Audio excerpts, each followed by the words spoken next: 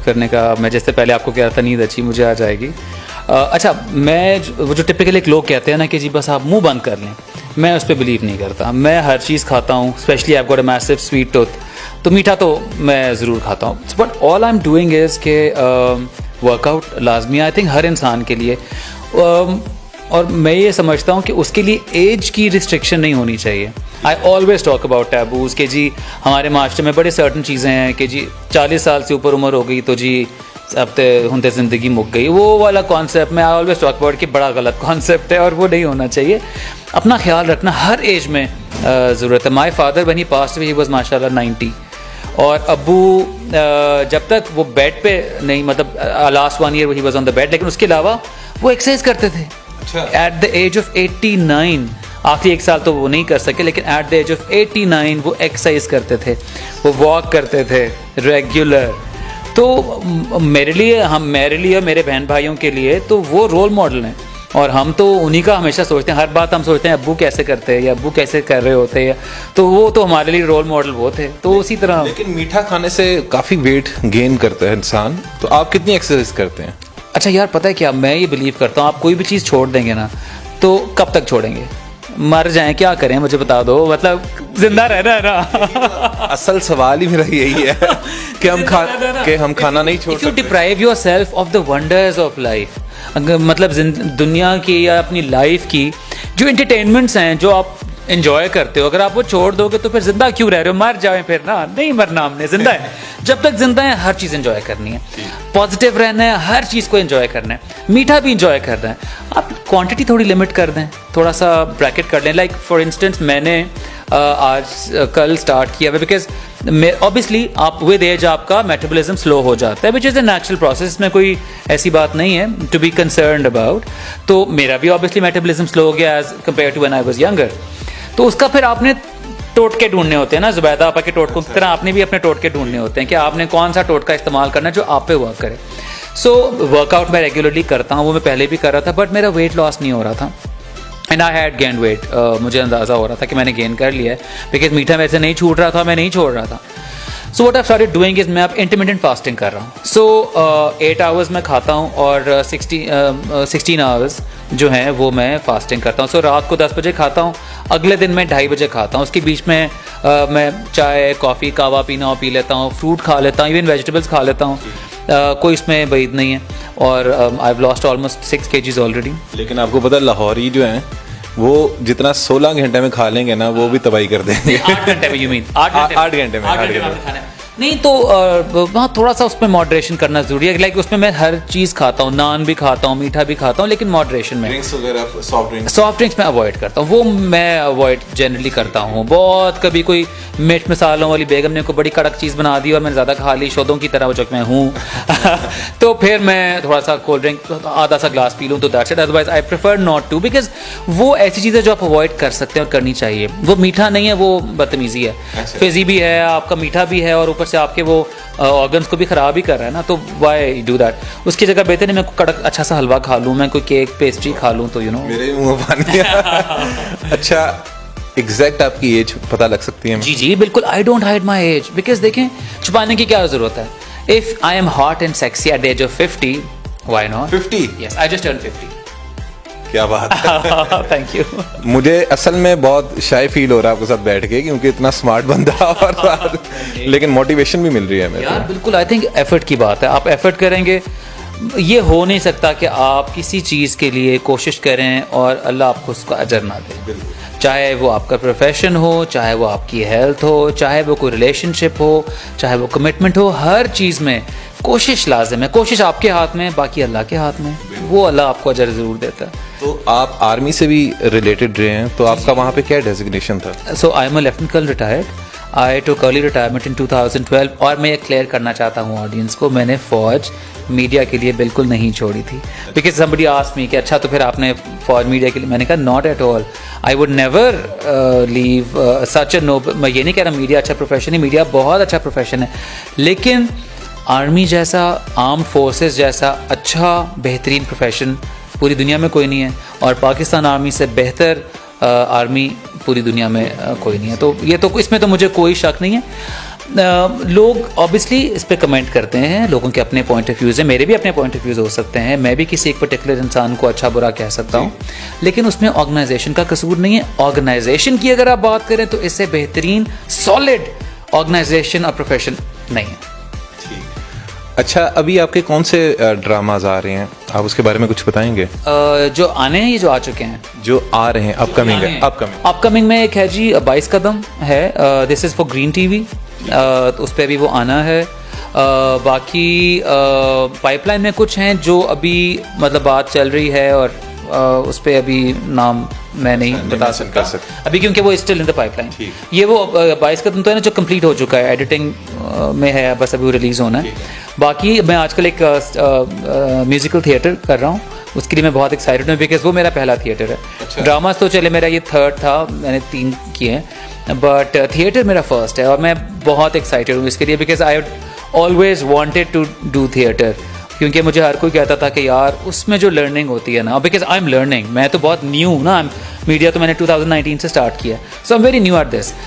तो क्योंकि मॉडलिंग एक डिफरेंट चीज़ है, वो मैंने घर काफ़ी किया, मैंने को 20-25 कमर्शियल्स किए हैं, वो ऑब्वियसली डिफरेंट है, बिकॉज उनका अपना एक रिक्वायरमेंट है।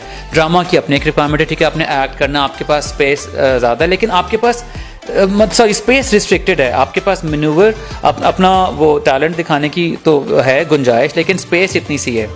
थिएटर में आपके पास एक पूरा स्टेज है, जो कि मेरा अभी जो मैं कर रहा हूँ पाकीज़ा उसका नाम है, that is for the colony, Saad Shaikh की डायरेक्शन है, उन्होंने लिखा है, उसी ने वही डायरेक्ट कर रहे हैं।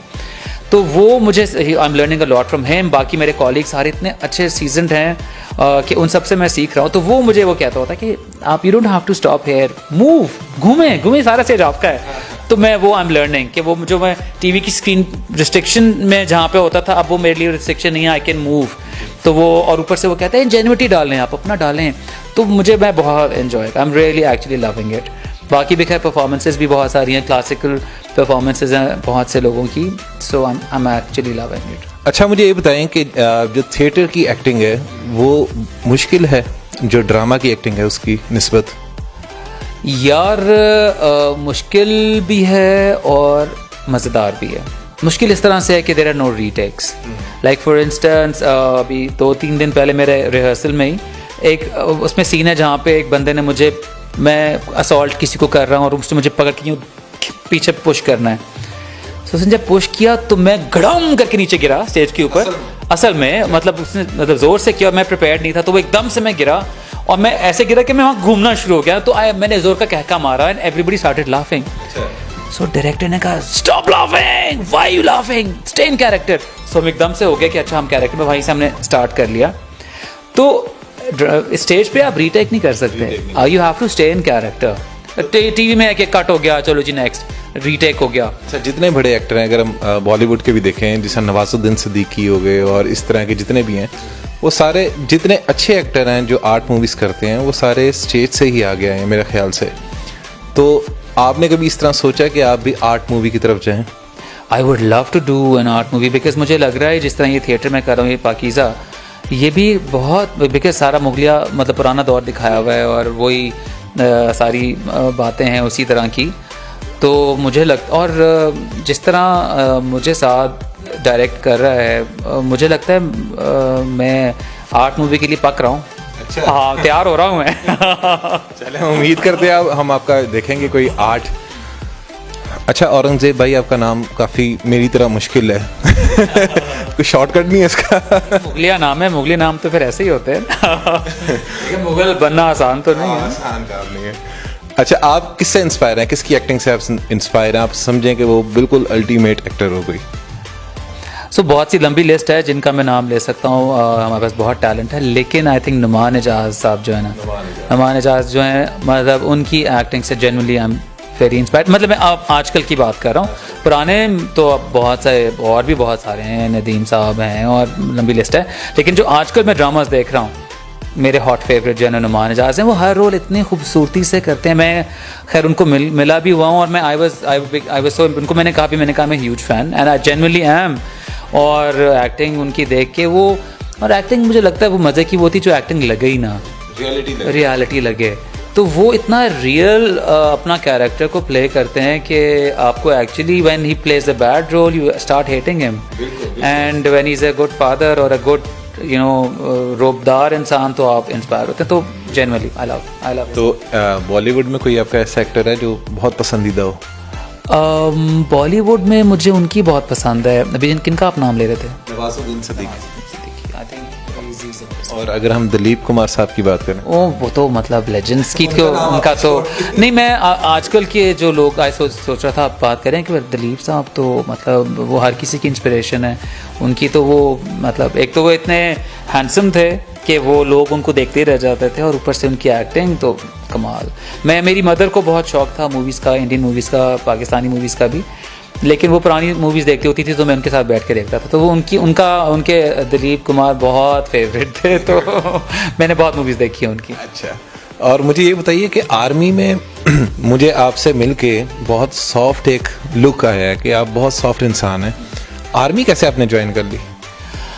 यार पता है क्या बात यह है कि हम इंसान बहुत एक फ्लेक्सिबल जानवर हैं। हमारे पास बहुत से मास्क होते हैं जो हम पहनते हैं, और हर सिचुएशन की लिहाज से, हर इंसान या लोकेशन के लिहाज से हम उस मास्क को बदलते हैं। फ़ौज की अपनी एक रिक्वायरमेंट है। एक बड़ा गलत कॉन्सेप्ट है जनरली लोगों में कि जी फ़ौज तो बस फ़ौजी तो वर्दी पहन के बड़े जूते पहन लेते हैं और डंडा हाथ में होता है तो बस वो बड़े स्ट्रिक्ट होते हैं और बड़े रूड होते हैं, एरोगेंट होते हैं। वो एक बड़ा गलत कॉन्सेप्ट है। पहली बात तो है पीपल नीड टू अंडरस्टैंड, जो फ़ौजी होते हैं वो इसी माशरे से जाते हैं, तो इसी माशरे का हिस्सा है। तो अगर माशरा वो अगर फ़ौजी अगर अक्कड़बाज हैं तो उसका मतलब माशरा भी अक्कड़बाज है। इसी माशरे से गए ना लोग, वहाँ पे जाके उनकी रिक्वायरमेंट ऐसी। अब आप देखें ना, आपने अगर एक जवान को कहना है कि वो सामने वो आपका दुश्मन है और जाके उसको गोली मारो और उसमें उसको गोली भी लग सकती है, यू नीड टू अंडरस्टैंड कि उसको उसने किस तरह मोटिवेट करना है, प्यार से भी, थोड़ा डंडे के साथ भी। सो उसकी जॉब की रिक्वायरमेंट है to be that way, you know. तो इसलिए वो ही has to be that way, वो ऐसे नहीं होगा तो वो उसका जवान उसके लिए मतलब ऑब्वियसली मैं यहाँ ये ऐड इन करूँगा कि हमारे जवान, हमारे अफसर सारे जो हैं वो बहुत मोटिवेटेड हैं। किसी दूसरे की बंदूक की गोली खाना आसान काम नहीं है। सियाचिन पे जाके -30 डिग्री में जाके रहना आसान काम नहीं है। बॉर्डर्स पे जाके सख्त गर्मी के अंदर, डेजर्ट के अंदर, टैंक के अंदर, लोहा जहाँ पे है उसके तपते लोहे के अंदर बैठना आसान काम नहीं है। तो ये बड़ा आसान होता है ना अपने घरों में बैठ के कह देना कि जी एक ही कर रहे हैं, वो बड़ा कुछ कर रहे हैं। तो लेकिन उनको मोटिवेशन ऑब्वियसली वो तो है कि आप अपने मुल्क कौम के लिए, अपने इज़्ज़त के लिए, अपनी बहनों बेटियों की इज़्ज़त के लिए आप वहाँ पे करें, वो तो है। But then again at times थोड़ा सा मोटिवेट उनको करना पड़ता है। सो वो एक रिक्वायरमेंट है, तो इसलिए वो रिक्वायरमेंट थी। शायद फ़ौज में मैं इस तरह नहीं था। हाँ, सख्त है अब मैं बहुत सख्त नहीं था लेकिन सख्त ज़रूर था। हाँ जी, लेकिन साथ सॉफ्ट कॉर्नर भी होता है। अब हम इंसान है ना आखिर, तो हाँ फुली एक तरफ बहुत सॉफ्ट भी नहीं हो सकता, बहुत सख्त भी नहीं हो सकते, तो it has to be a balance. तो वो हाँ सख्त में था, but I had a soft corner when required, तो वो चल रहा था। But having said I must add in कि फ़ौज में सिर्फ वो डंडा नहीं है, बड़ा ख्याल करते हैं। जहाँ पे वो जब परेडास ऑफ हो जाते हैं तो इतना शुगल होता है। अच्छा। इतना आला सोशल लाइफ थी कि मैं तो ऑब्वियसली फ़ौज से निकलने के बाद मुझे लगता है मेरी सोशल लाइफ ही ख़त्म हो गई है। लेकिन हमें तो लगता है कि बहुत वो जिस तरह गारों में जाके रहते हैं और बहुत मुश्किल उनकी लाइफ होती है, तो आप तो बता रहे हैं बहुत इंजॉय करते थे यार। देखो ना, अगर आपने कोई काम करना है आप रो पिट के भी कर सकते हैं, आप हंस खुशी के भी कर सकते हैं। आपको जब पता है कि आपने 3 महीने फील्ड में रहना है, डेजर्ट के अंदर आपने रहना है, अब आप रो पिट भी सकते, डिप्रेस भी हो सकते हैं। फौज में अल्हम्दुलिल्लाह डिप्रेस कोई नहीं होता। एक तो जज्बा बड़ा होता है लोगों में कि जी आप किसी मकसद के लिए आए हुए हैं। दूसरी बात यह है कि होता है कि जी अब आ गए ना, चलो जी काम भी करना है साथ एंजॉय भी करना है। यार वहाँ पे डेजर्ट में हम लोग होते थे और जब एक्सरसाइज ख़त्म हो गई, शाम जब वेले हो गए, खट्टा चिकन बन रहा है, वहाँ पे बैठे बॉनफायर हो रहा है, साथ गाने गा रहे हैं, साथ लुडियाँ डल रही हैं, वो प्लेट बजा रहा है तो उस पर हम डांस कर रहे हैं। बड़ा शुगल होता था यार, हम बड़ा मज़ा करते थे हम लोग।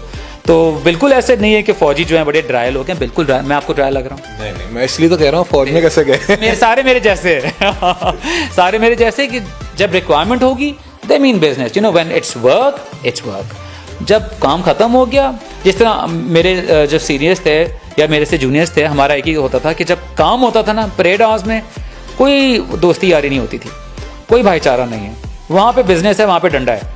जब टाइम खत्म हो गया, छुट्टी है, फिर चल यार आ यार ये क्या, चल यार ये करते हैं। सुबह चाहे डंडा दिया हो, बात ना हो रही हो, शाम को इकट्ठे होंगे। So it's that. It's a lovely. It was a lovely time. I had the most amazing time of my life. अगर if even now I go back and I have to decide for a profession when I was 17 when I joined, I would again join the army. तो इस तरह की मुश्किल कोई बताएं, exercises हों या क्या मुशक्कत वाला काम, जिस तरह कि आपने बताया डेजर्ट में रहे। 4 दिन है आपके पास, एक दो वाकया बता दें कोई बहुत। मैं बता सकता हूँ लंबे, एक दो अगर मैं आपको बताऊँ। मुश्किल, ऑब्वियसली मुश्किल टाइम था। It was not easy starting from PMA में भी 2 साल गुजारना आसान काम नहीं है। वहाँ पे जितना रगड़ा आपको मिलता है ना, वो रगड़ा क्या है बताएं। रगड़ा फिजिकल भी है, मेंटल भी है, क्योंकि उन्होंने आपको तैयार। पहली बात तो है कि वहाँ पे आप देखो हर जगह से लोग आते हैं, हर सोशल स्टैंडिंग, फाइनेंशियल स्टैंडिंग से लोग आते हैं, बच्चे आते हैं, और उनको अमेलगमेट करके तोड़ना है उन्होंने। पहले सबको एक जगह पे तोड़ के डब्बे में डालना है, फिर एक सांचे में उन सबको ढालना है ताकि वो सब एक तरह के बन जाएं।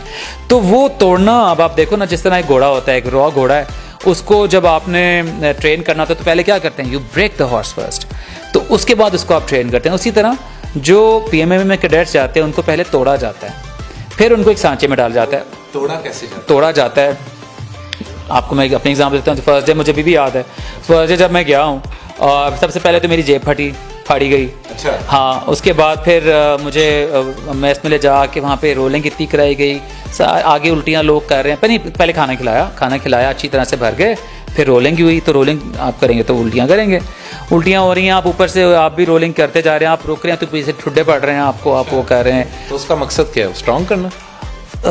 उसके 2 मकसद हैं। पहली बात तो ये है स्ट्रॉन्ग करना, second to abide by what is being said.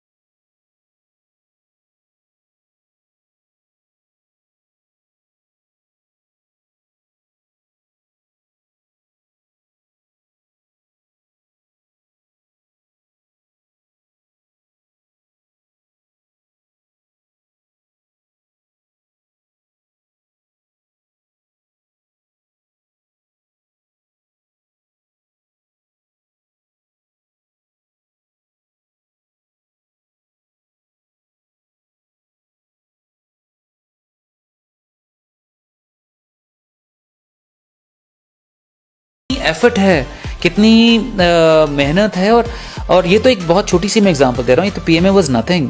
Siachen में जो पोस्ट के ऊपर हमारे जवान ऑफिसर्स बैठे हुए हैं, -30 डिग्रीज के ऊपर बैठना वहाँ पे आसान नहीं है, इट्स वेरी डिफिकल्ट। और क्रेविसेस मेरे अपने, मैं आपको वही तो कह रहा हूँ कि आपको तो बहुत दिन लग जाएंगे मैं अपने एक्सपीरियंसेस बताना शुरू करूँ, और ये मेरे सिर्फ हैं, बाकियों के साथ कितने कितने experiences you can't even imagine. जो सियाचिन में क्रेविसेस होते थे, and crevasses are basically cuts in the earth which go to the core, बिल्कुल ज़मीन की बिल्कुल कोर तक वो जाते हैं। तो जो उसके अंदर गया वो गया, तो उसमें मैं खुद गिरा हूँ, पर वो ये कि वहाँ पे SOPs इतने अच्छे। वही बात है ना जी, फौज जो है वो, मैं जब कहता हूँ ना कि आला ऑर्गेनाइजेशन, उसकी है कि उन्होंने हर चीज़ को प्लान किया है और उसके लिहाज से वो चल रहे हैं सिस्टमैटिक तरीके से। सो क्रेविस एरियाज़ में उनको पता था फौज को कि जहाँ क्रेविस हैं, तो वो रस्सियाँ बांध देते थे एक दूसरे को कि कोई गिरे तो वो उसको पकड़ लिया जाए, वो नीचे ना चला जाए। सो क्रेविस में मैं खुद गिरा हुआ और रस्सी से मैं अड़ा हुआ था, तो मैं हवा में लटक रहा था, मैं और एक और ऑफिसर था, हम 2 सेंटर में थे, काफ़ी लंबी थी, लोग कोई हम 8-10 लोगों का कन्वॉय था और हम पैदल चल रहे थे और ब्लिज़र्ड आया हुआ था और मैं चल रहा हूँ अब ऑब्वियसली ब्लिज़र्ड होता और सख्त सर्दी, आप चल रहे हैं तो बिल्कुल इस तरह वो बैल नहीं होता, आप उसका फोकस साइड से बंद कर देते हैं, आप नीचे देख रहे हैं। तो मैं नीचे देख रहा हूँ, सडनली आई रियलाइज़ कि वो मेरे सामने से ना ज़मीन यूँ खुल रही है और मैं इतना नम मेरा दिमाग हो गया था ना कि मुझे समझ में नहीं, कहा ये क्या है, मुझे नज़र आ रहा है ये क्यों खुल रही है, you gross the next thing I know I am down. अच्छा, और वो होता था कि जैसे वहाँ पे एक एसओपी होती है कि जैसे कोई क्रेविस में गिरता है तो वो ऊंचा सा शाउट करते हैं क्रेविस, तो किसी ने जोर से चीख मारी क्रेविस। उसका ये होता है कि जो बिल्कुल फ्रंट पे होते हैं, जो पीछे होते हैं, वो अपने आप को गाड़ लेते हैं बर्फ़ के अंदर, तो वो उन्होंने गाड़ लिया। तो मैं और मेरे अगला और एक और था, आई थिंक तीन लोग हम लटक रहे थे हवा में, रस्सी से बस हम अड़े हुए थे। और एंड यू नो व्हाट हमारा रिस्पॉन्स क्या था, and I am not lying, मैं ये ऑन रिकॉर्ड आपको बता रहा हूँ, वी वर लाफिंग। क्यों?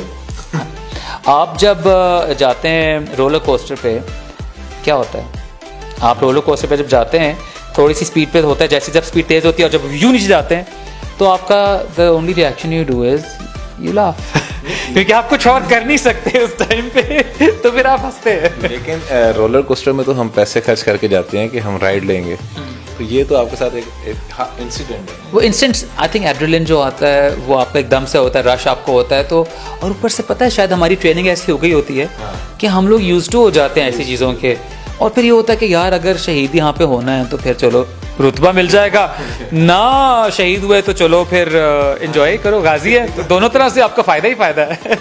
तो हम तीनों मजाक के अलावा वी वर लाफिंग, और खैर हमें फिर उन्होंने खींच के ऊपर लाया और हम वहाँ पे लेट के हम हंस रहे।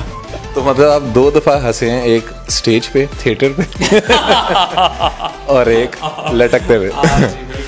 अच्छा, अब लास्ट मैं आपसे क्वेश्चन करूँगा, आजकल बड़ी हवा चली हुई है, जितनी भी हमारी यूथ है वो आर्मी के अगेंस्ट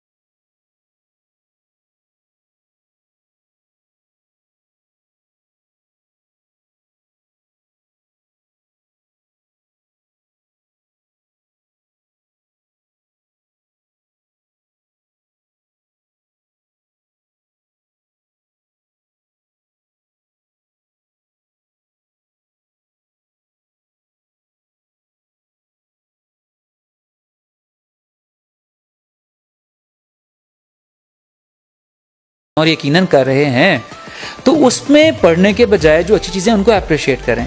एक बड़ा मैं हमेशा ताने सुनता हूँ कि लो जी सारा फौज टैक्स ही खा गई, क्या मतलब, for heaven sec have a heart guys. जो वेपन्स एमिनेशन आ रहे हैं, एसेट्स हमारे पास जो हैं, क्या वो पानी से आए हैं, क्या वो दरख्तों से पत्ते उतरे थे, कहीं से आए ना भाई, वो उन्हीं टैक्स के पैसों से आए थे, वही चीज़ें ली गई हैं और उन्हीं जगहों पे इस्तेमाल हो रही हैं, जिसकी वजह से हम आप सुकून में बैठ के अपने घरों में टांग पे टांग रख के चाय और कॉफ़ी पी रहे हैं। So please have a heart, थोड़ा सा अपने दिमागों को खोलें, थोड़ा सा फ्लेक्सिबिलिटी लाएं और learn to appreciate the good things in life, learn to appreciate the good deeds that have been done, and not only उनको ना पकड़ लें जो एक आध को चीज़ हो गई, ठीक है हो गई यार, मूव ऑन, ठीक है, जो अच्छी चीज़ें उनको अप्रिशिएट करें। बहुत शुक्रिया औरंगजेब मिर्ज़ा साहब। Lieutenant colonel Aurangzeb Mirza. मैं एक और चीज़, मैं हमेशा अपना रैंक नाम पूरा लेता हूँ, because I have earned this, मैंने 20 साल सर्व किया and I have earned this rank. एक आध जगह हुआ जहाँ पे मैं गया तो उन्होंने कहा कि नहीं प्लीज़ अपना रैंक ना बोले, मैंने कहा no, this is not my rank, this is my part of my name now, I have earned it, Allah वास्ता नहीं मिला, मैंने मेहनत की है इसके लिए। बहुत शुक्रिया, उम्मीद है आपको हमारा प्रोग्राम बड़ा अच्छा लगा होगा। देखते रहिए आसपास।